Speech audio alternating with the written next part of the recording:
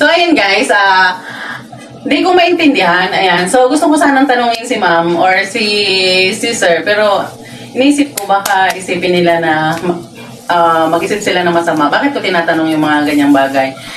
So, kasi nga, sa tagal ko na nag-security, halos magna 19 years na ako nag-security. Ngayon ko lang ito naranasan na meron namang assist, may mga assist naman, pero yung mga mga security nahihirapan talaga.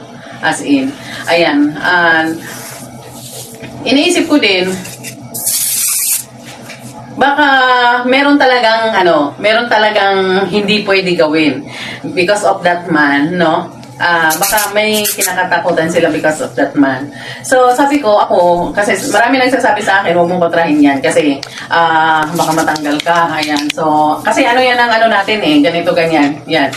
So, ba't ako matatanggal? Wala naman akong ginagawang masama, di ba? Sa ilang buwan kong pag-duty dito sa company na to, never ako na-late, never ako nag-absent. Dahil, hindi ko yan kasi ang hanap ko trabaho. Trabaho lang, walang personalan kung sino man yung may mga galit. Di ko alam, guys, kung may sarili ba siyang galit sa akin. Kasi, isipin ko hindi naman siguro, wala naman sigurong gano'n na may sarili siyang galit sa akin. Kasi, nung mga time na na nandun ako, magkatabi kami ng duty, kumuha pa nga siya sa akin ng pabango umutang pa siya sa akin ng pabango Pero, nagulat ako, bakit ganon? Bigla niya akong hindi inaasisan. Na dapat, nung mga time na yon ako yung una niyang inasisan. Kasi ako talaga kahit yung officer ko mismo nagpunta doon sa akin, bakit hindi ka pa nakain? Dapat ikaw yung unang kakain kasi ikaw talaga yung unang kakain. Yun, ganon. So, hindi ko alam bakit hindi ako ina-assist. Kanina pa ako nag-aantay na magsi-CR ako. Naiihi talaga ako. Kaso nga lang, ang problema hindi po ako ina-assisan. So, kaya humingi ako sa kanya ng tulong na makaihi man lang ako. So, hanggang sa natapos na akong pinag-break nung kasama ko, ayan, nandiyan pa rin yung usapan nila, usapan. So, sabi, hindi na daw ako pinapag-breakin or yung may mga lista-lista siya, siguro, alam ko naman ang mga biro niya yun na hindi ka na pakakainin, ayan. Pero totoo naman talaga na kadami-daming nagre-reklamo, ayan. Kasi pag once na sinabi niya hindi na niya a-assisan, hindi na talaga niya i-assist. So, sabi ko sa kanya, so ang oras na yata long break na yun, siguro mga 12 or 1. Yan, sabi ko sa kanya. Kahit hindi mo na ako pakainin, sabi ko kahit hindi, basta maybe, hindi ko masyado yung oras guys, kasi sa sobrang galit ko. Kahit hindi mo na ako pakainin, paihiin mo lang ako. Yun yung sabi ko kasi. Yun, sabi niya 5:59. Kaya parang nahiwagaan ako guys sa mga nangyayari sa amin. Ayan. So, hindi lang naman ako, maraming nangyayari. Pero pag once na siya guys, na hindi siya assist at nag-break siya, even 1 hour, 2 hours siya doon sa break time niya, walang nagsasabi na kung ano-ano man. Ayan. So, walang nagagalit. Ayan. Kahit na napapasma na yung kasunod niya. Kasi, of course, every break time namin, long break, 30 minutes lang. So, mag-break ka ng 2 hours or 1 hour. Super napakalaki na ng bagay na nawala nun kasi may isang tao na hindi nakakakain. Pero wala lang, baliwala lang. Actually, nasumbong na rin yan ng kasamahan ko kay Sir. So, sabi ni Sir, gawa na lang daw niya ng report. Pero, ganun pa rin naman, every day, ayan, kahit na rin, nagsasalita yan siya dyan, baliwala lang. Parang ginadaan lang sa biro. Pero maraming naapektuhan. So, maraming mga taong talagang nahirapan, umihipag siya ang assist. Ayan, so, ang gusto ko lang sanang malaman or kung hindi man siya talaga, ayaw man talaga niya mag-assist doon sa mga guardian na mga naka-duty, pwede naman siyang ilagay siguro doon sa mga lugar na hindi siya mag-a-assist. Ayun, para hindi lang, patas, no? Para hindi mahirapan yung mga security na naka-duty. Kasi nahihirapan talaga, marami talaga, hindi lang ako talaga. Ayan, nauna pa, hindi ko pinapansin. Pero nung ako na yung natamaan talaga, talagang, parang hindi na maganda, Kasi, actually, parang,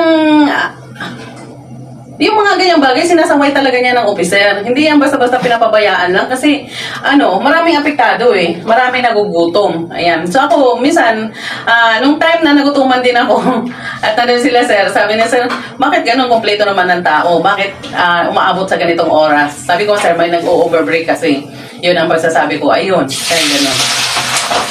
So mga biruan, sabi, ano ba daw, sabi na, may kasama naman ako na sumagot na sabi, ano ba yung gamot sa UTI, sabi ganyan. Ikaw ano yung ininom mong gamot sa UTI? Sabi niya, uminom ka lang ng maraming tubig. So sumagot ako, pag uminom ako ng maraming tubig, sino magpapaihi sa akin? Eh wala naman wala man nang nag-a-assist. O di lalo pa akong dito. Yung talagang guys, as in, parang high blood talaga ako. Ayun, wala pa naman talaga akong high blood. Pero as in, parang umakyat talaga sa ulo ko lahat ng mga dugo ko. Ayan. Kung tumingin ako sa salamin, talagang namumula talaga ang mukha ko sa dugo ko na parang sumasabog talaga ako sa galit. Kasi ako talagang pinipigil ko yung sarili ko na magalit. Kasi, of course, nasa atin naman talaga yan. Bilang isang security, hindi tayo dapat magpadalos-dalos ng Pero, sobra-sobra na kasi. October, November, December, January, ayan, February na ngayon. Lagi nangyayari yung ganun. So, maraming pabor talaga.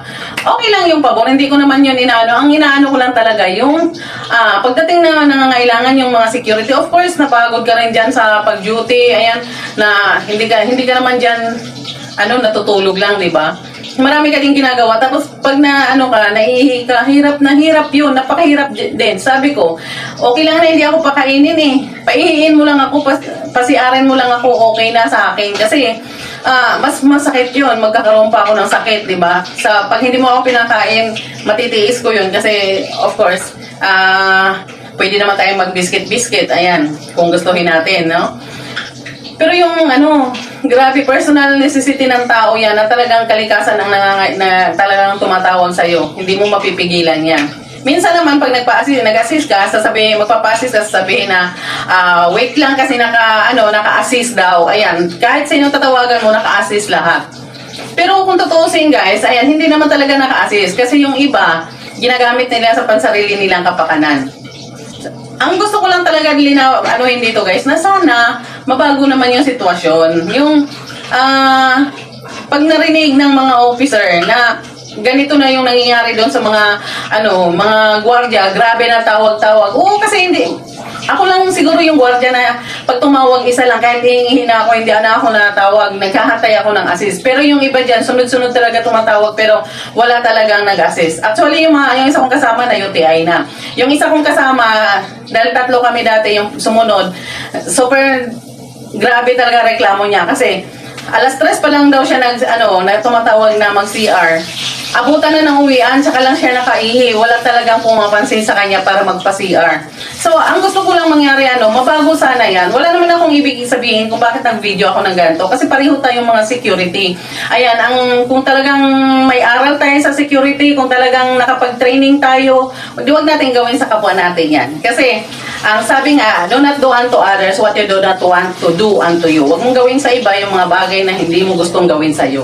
Yan, dapat ganon. Kasi security tayo eh. Tulungan tayo dito. Huwag tayong katulad niyan. Hirap. Tulungan niyo yung mga kasamahan niyo. Huwag niyong pahirapan, di ba? Yun. So, ayun lang. Gusto ko lang talagang ilabas yung sa loobing ko. Kasi hindi ko maintindihan talaga kung bakit nangyayari ito sa detachment namin. Hindi ko alam kung bakit. Hindi rin naman napapaliwanag din sa amin yun. Ayan. Thank you for watching.